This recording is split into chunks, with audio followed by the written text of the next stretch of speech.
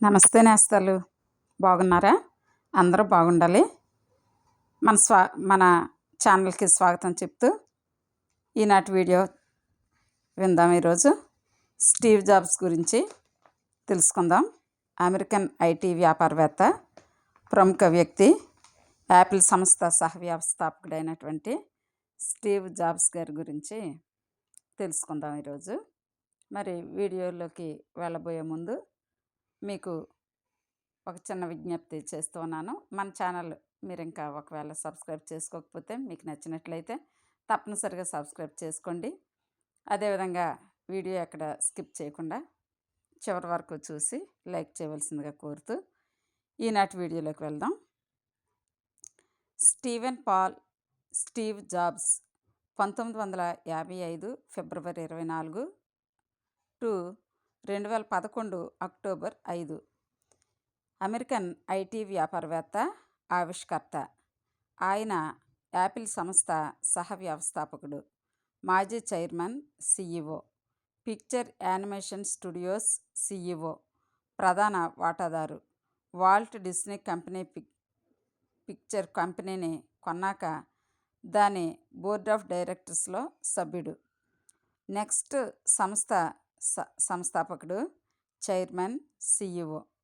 1970లు 80ల నాటి micro computer విప్లవంలో మార్గదర్శిగా యాపిల్ సహ వ్యవస్థాపకుడు స్టీవ్ వోజ్నియాక్తో పాటు పనిచేశాడు.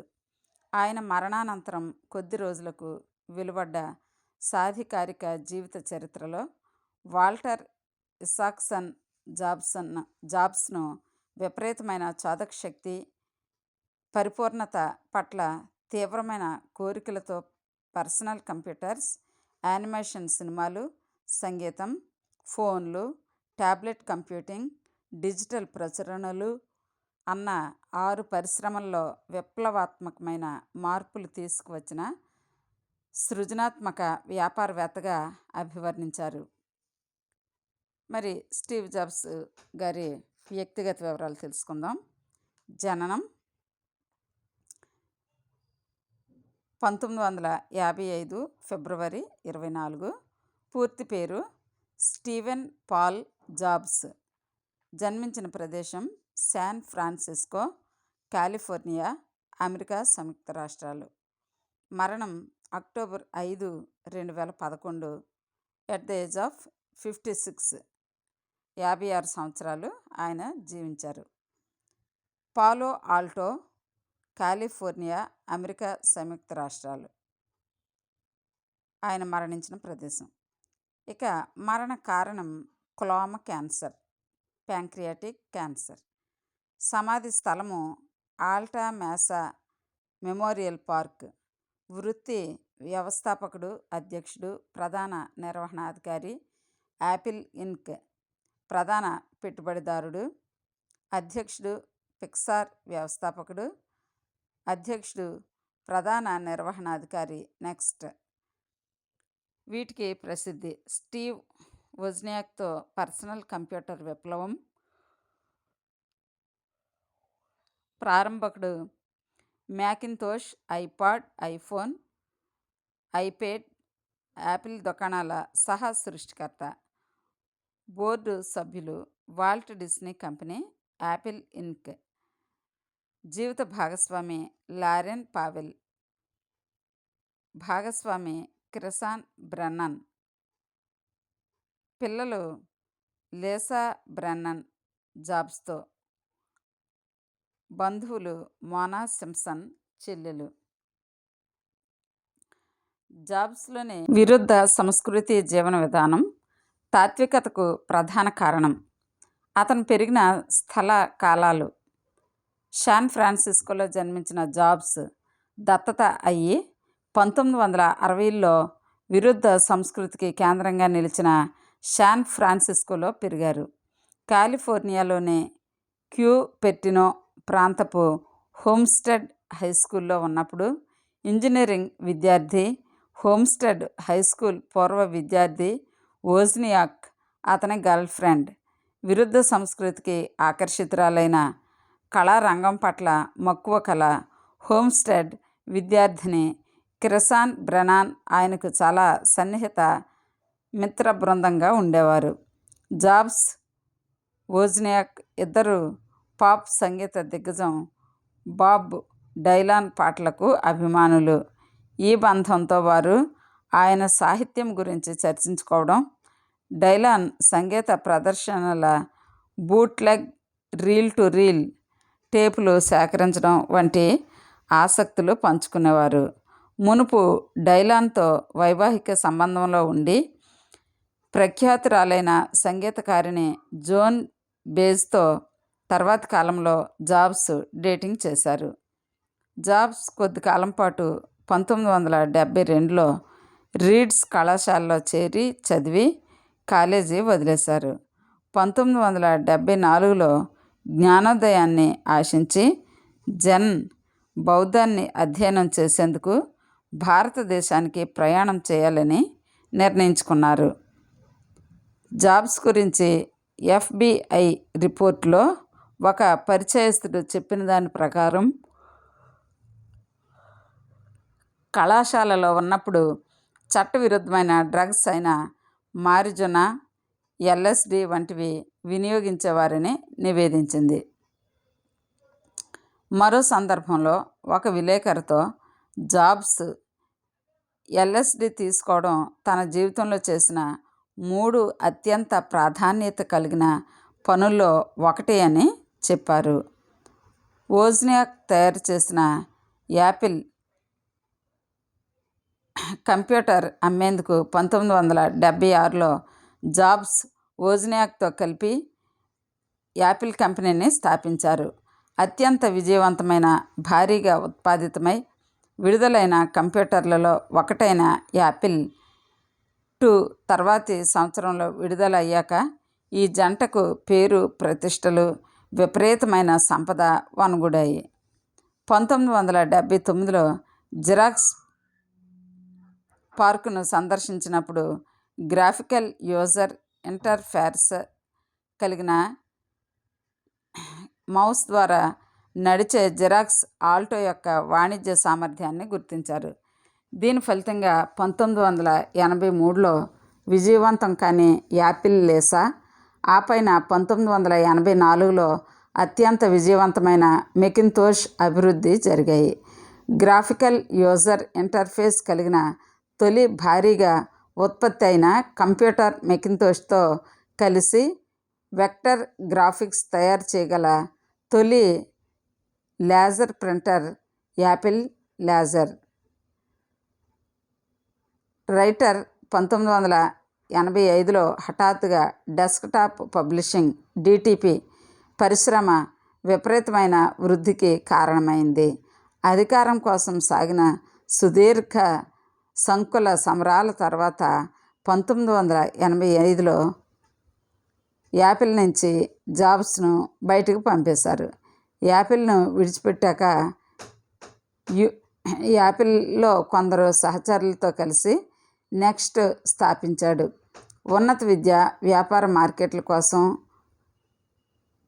ప్రత్యేకించిన కంప్యూటర్లు తయారు చేసే కంప్యూటర్ ప్లాట్ఫామ్ కంపెనీగా నెక్స్ట్ ప్రారంభించాడు. 1986లో జార్జ్ లోకాస్ కంపెనీలు లోకాస్ ఫిల్మ్ యొక్క కంప్యూటర్ గ్రాఫిక్స్ విభాగాన్ని అభివృద్ధి చేయడానికి పెట్టుబడి పెట్టడంతో ప్రారంభించి విజువల్ ఎఫెక్ట్స్ పరిశ్రమలో వినూత్నమైన ఆవిష్కరణలకు చేయూతను ఇచ్చారు. కొత్తగా వారంతా ప్రారంభించిన పిక్సర్ కంపెనీ మొట్టమొదటి పూర్తి కంప్యూటర్ యానిమేటెడ్ సినిమా అయిన టాయ్ స్టోరీని నిర్మించింది. జాబ్స్ ఆర్థిక సహకారం, ప్రోత్సాహం వల్ల సాధ్యమైంది.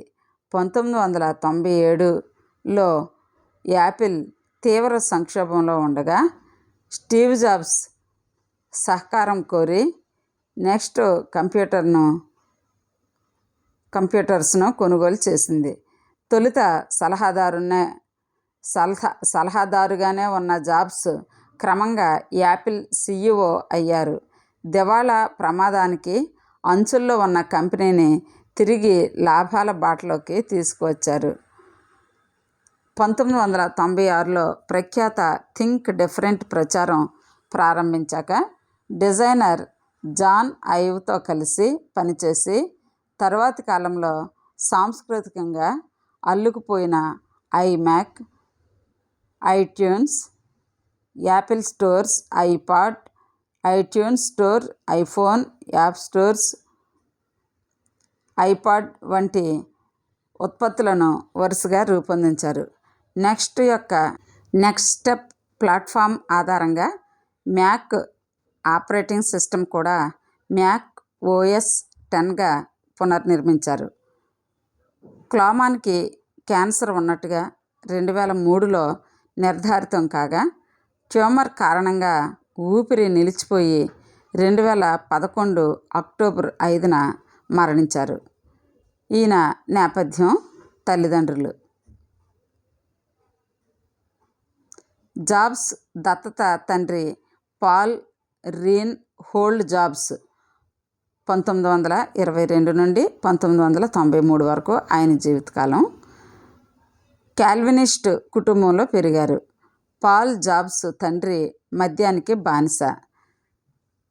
కుటుంబం జర్మన్ టౌన్, విస్కాన్సిన్లోని ఓ వ్యవసాయ క్షేత్రంలో జీవించేవారు. పాల్ చిన్నతనంలో స్కూల్ నుంచి బయటకు వచ్చేశారు. విస్తారంగా ప్రయాణాలు చేశారు. మరీ ముఖ్యంగా 1930లో పని కోసం మధ్య ప్రాచ్యంలో తిరుగాడారు. ఇంజన్ రూమ్ మెకానిక్గా యునైటెడ్ స్టేట్ కోస్ట్ గార్డ్స్లో చేరారు. రెండవ ప్రపంచ యుద్ధం తర్వాత కోస్ట్ గార్డ్ శాన్ ఫ్రాన్సిస్కోలో లంగరు వేసినప్పుడు ఇక కోస్ట్ గార్డ్లో ఉద్యోగాన్ని వదిలివేయడానికి నిర్ణయించుకున్నారు. శాన్ ఫ్రాన్సిస్కోలో తాను ఎవరో ఒకరిని పెళ్లి చేసుకోగలనని పందెం వేసి క్లారా హాగోపియాన్ 1924-1986తో బ్లైండ్ డేట్కి వెళ్ళి 10 రోజులు తిరగకుండా నిశ్చితార్థం చేసుకుని 1946లో వివాహం చేసుకున్నారు. ఆర్మేనియా నుంచి వలస వచ్చిన వారి కుమార్తె క్లారా శాన్ ఫ్రాన్సిస్కోలో పెరిగారు. అంతకుముందే వివాహం అయింది. రెండవ ప్రపంచ యుద్ధంలో భర్త చనిపోగా పాల్ను పెళ్లి చేసుకున్నారు. ఎన్నో ప్రయత్నాల తర్వాత శాన్ ఫ్రాన్సిస్కోలోని సన్సెట్ డిస్ట్రిక్ట్లో స్థిరపడ్డారు. ప్రవృత్తిగా కార్లను పునరుద్ధరించే పని చేపట్టినా వాయిదా కట్టని వాహనాలు తిరిగే పొందే వృత్తిలో ఉన్నాడు. ఆ వాహనాలను తిరిగి ఈయన పొందే వృత్తిలో ఉండేవారు. ఈ వృత్తి అతని దృఢమైన దూకుడు వ్యక్తిత్వానికి సరిపోయేది. ఇలా ఉండగా వారు కుటుంబాన్ని ప్రారంభించే ప్రయత్నాలు క్లారాకు ఎక్టోపిక్ గర్భత్వంతో ఆగిపోయాయి. దానివలన దత్తత కోసం ప్రయత్నాలు చేశారు. చితకా ఉద్యోగాలు చేస్తూ మరి ఆయన ఎంత స్థాయికి ఎలా ఎదిగారో ఒకసారి చూద్దాం. ఒక్క రోజులో స్టీవ్ జాబ్స్ ఈ కీర్తిని సంపాదించలేదు. ఆయన జీవితం వడ్డించిన విస్తరి అంతకన్నా కాదు.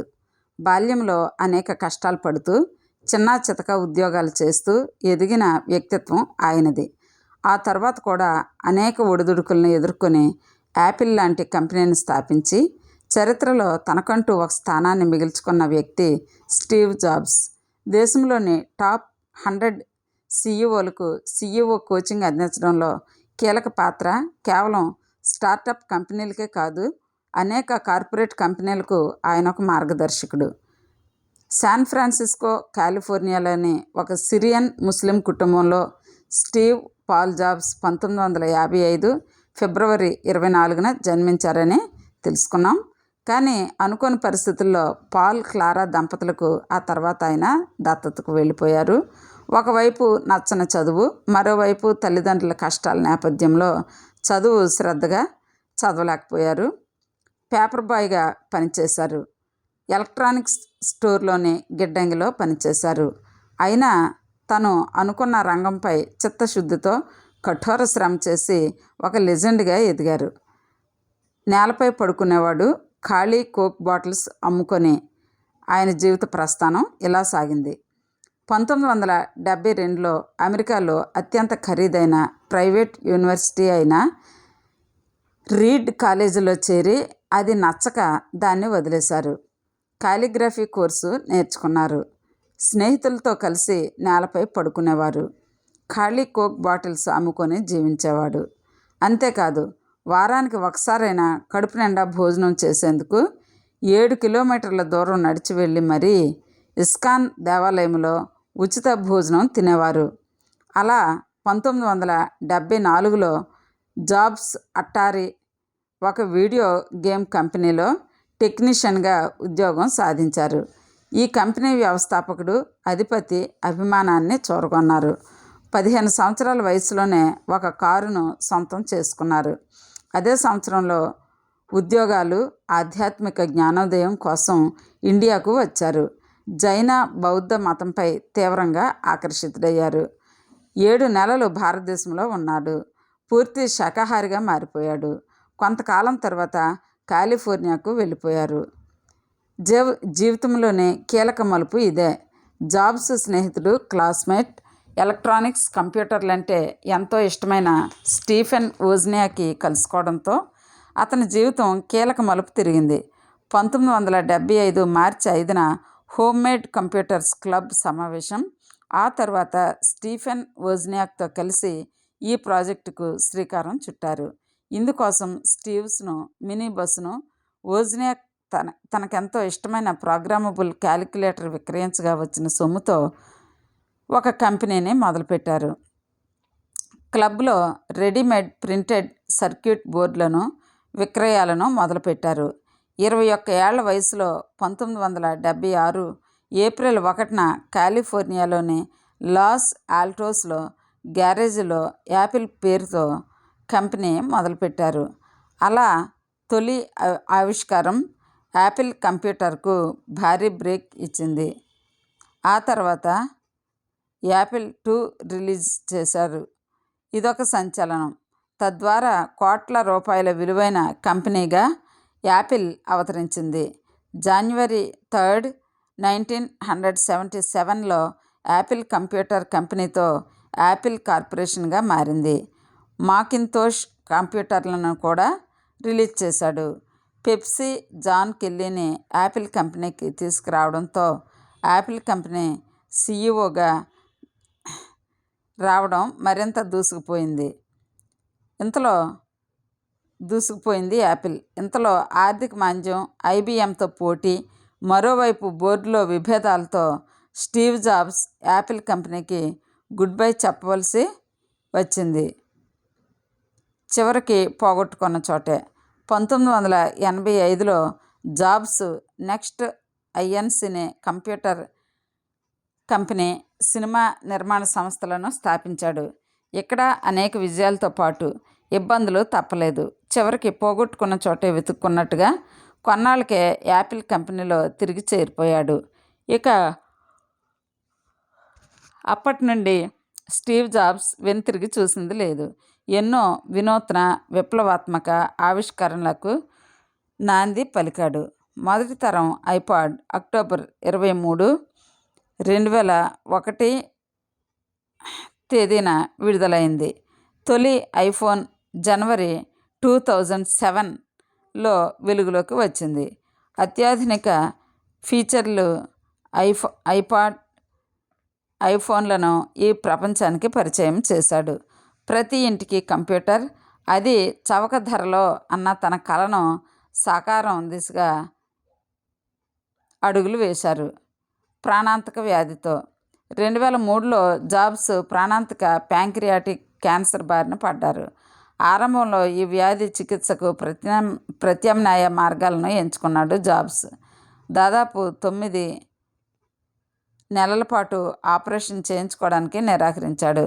కానీ వ్యాధి మరింత ముదరడంతో జూలై 2004లో డ్యూడెనెక్టమీ ఆపరేషన్ చేసి కణితిని తొలగించారు. కానీ అప్పటికే పరిస్థితి చేయి దాటింది. జాబ్స్ ఆరోగ్యం క్రమంగా క్షీణించింది. 2009లో జాబ్స్ తన అనారోగ్యం గురించి అందరికీ తెలియజేయడంతో పాటు తన వ్యాపారాన్ని టిమ్ కుక్కి అప్పగించారు. అనంతరం 2009లో కాలేయ మార్పిడి శస్త్రచికిత్స చేయించుకున్నాడు. కారు ప్రమాదంలో చనిపోయిన వ్యక్తి లివర్ డొనేషన్ కారణంగా తాను బ్రతికి ఉన్నానని ప్రకటించారు. అంతేకాదు అందరూ అవయవదానంపై ఆలోచించాలని కూడా విజ్ఞప్తి చేశారు. 2010 ప్రారంభంలో తిరిగి పనిలో పడిన అనారోగ్యం కారణాల రీత్యా ఆగస్టు 24, 2011న జాబ్స్ తన పదవీ విరమణను ప్రకటించారు. ఫలితంగా ఆయన వారసుడిగా టిమ్ కుక్ రంగంలోకి వచ్చారు. చివరికి 8 సంవత్సరాల పాటు క్యాన్సర్తో పోరాడి 56 ఏళ్ల వయసులో అక్టోబర్ 5, 2011 ఈ లోకాన్ని వీడాడు జాబ్స్. 2011లో యాపిల్ ప్రపంచంలోనే అత్యంత విలువైన కంపెనీగా అవతరించింది. 2011లో ఫోర్బ్స్ మ్యాగజైన్ స్టీవ్ జాబ్స్ నికర ఆస్తులను $7 బిలియన్ అంచనా వేసింది. అమెరికా బిలియనీర్ల ర్యాంకింగ్లో అతడు 39వ స్థానంలో నిలిపింది. 2007లో ఫార్చ్యూన్ మ్యాగజైన్ జాబ్స్ని వ్యాపారంలో అత్యంత ప్రభావవంతమైన వ్యక్తిగా పేర్కొంది. 2010లో అతను ప్రపంచంలో అత్యంత ప్రభావవంతమైన వ్యక్తుల జాబితాలో 17వ స్థానంలో నిలిచాడు. 2011లో స్టీవ్ జాబ్స్ కాంస్య విగ్రహాన్ని ఆవిష్కరించారు. 2012లో స్టీవ్ జాబ్స్ మన కాలంలోని గొప్ప పారిశ్రామికవేత్తగా ఖ్యాతి దక్కించుకున్నారు. డిస్నీ చిత్రం John Carter picture cartoon Brave అతనికి అంకితం ఇచ్చింది. స్టీవ్ జాబ్స్ గురించి 10 పుస్తకాలు, 6 డాక్యుమెంటరీలు, 3 ఫీచర్ ఫిల్మ్లు రావడం విశేషం. ఫ్రెండ్స్, మరి ఇంతవరకు స్టీవ్ జాబ్స్ గారి బయోగ్రఫీని చూసాం. అయితే ఇప్పుడు ఆయన చక్కని సూక్తులు చెప్పారు, అవి చూద్దాం. ఆయన కొటేషన్ 1, మీకు ఉన్న సమయం చాలా తక్కువ, కాబట్టి దానిని వేరొకరి జీవితం కోసం వృధా చేయవద్దు. రెండో కొటేషన్, ప్రపంచాన్ని పిచ్చోళ్లే మార్చేది. తర్వాత కొటేషన్, ఓటమికి దగ్గర కాకుండా ఉండాలంటే గెలవాలన్న తపన ఎప్పటికీ తగ్గకూడదు. నెక్స్ట్ కొటేషన్, ఎవరైతే ప్రపంచాన్ని మార్చగలమని నమ్ముతారో వారే ఆ పని చేయగలరు. Next quotation, remembering that I will be dead soon is the most important tool I have ever encountered to help me make the big choices in life, because almost everything, all external expectations, all pride, all fear of embarrassment of failure, these things just fall away in the face of death, leaving only what is truly important. Remembering that you are going to die is the best way I know to avoid the trap of thinking you have something to lose. You are already naked. There is no reason not to follow your heart. Steve Jobs. Thank you friends. Thank you for watching this video. ఇలాగే మరిన్ని వీడియోల కోసం daily మన ఛానల్లో ఎంతో మంచి చక్కని biographies, అలాగే విద్యా విజ్ఞానం ఈ సంబంధించిన వీడియోలు, బాలలకు నీతి కథలు, మహనీయుల జీవిత చరిత్రలో అప్లోడ్ చేస్తూ ఉన్నాం. తప్పనిసరిగా మరి ఇవన్నీ కూడా మీకు చేరాలంటే మన ఛానల్ని సబ్స్క్రైబ్ చేసుకోవాల్సిందిగా కోరుతూ ఉన్నాము. Thank you for watching. మరి ఈ వీడియో మీకు నచ్చితే తప్పనిసరిగా లైక్ చేయండి. Thank you. Keep watching my channel.